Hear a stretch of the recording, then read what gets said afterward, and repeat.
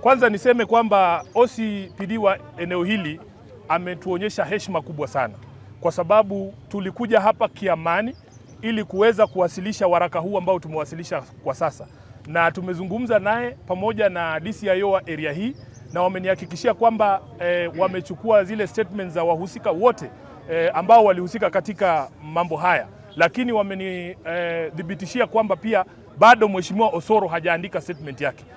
Wameniambia kwamba chini ya siku 14 watakuwa wamekamilisha uchunguzi kuhusu matukio haya yote, lakini sisi tunasema kwamba kama chama tuko katika hali ya hatari ya kwamba maisha ya Mheshimiwa gavana wa Kisii Bwana Simba Arati yamo hatarini, na wale ambao wanahatarisha maisha ya gavana si wengine bali polisi wenyewe wakiambatana na mbunge wa Mugirango Kusini Bwana Silvanus Osoro. Na mimi nataka kumwambia Silvanus Osoro kama kijana mwenzake ya kwamba taifa hili limetoka pahala pagumu sana, na hawa Wakenya kwa maisha yao kwa sasa wanataka viongozi ambao watatoa hope kwa wananchi kwamba taifa hili linaweza kuwa tofauti. Sisi vijana hatuwezi kufanya tabia mbaya ambayo wazee walikuwa wakifanya kitambo.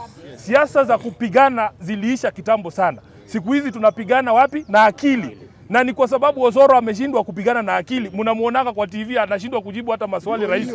Sasa kwa sababu akili imemshinda, amechukua polisi kuja kupiga wananchi huku marisasi. Tunataka kumwambia Osoro, siasa za vita, siasa za fujo ziliisha kitambo. Ukiwa umeshindwa na mawazo, wacha watu wa Mugirango Kusini wachague mbunge mwingine ambaye anaweza kuwashughulikia mambo yao kwa kutumia akili, sio kutumia fujo. Lakini kama chama tumesema kama polisi hawawezi kumlinda Simba Arati, wananchi wa Kisii watalinda Simba Arati. Asanteni sana. Thank you.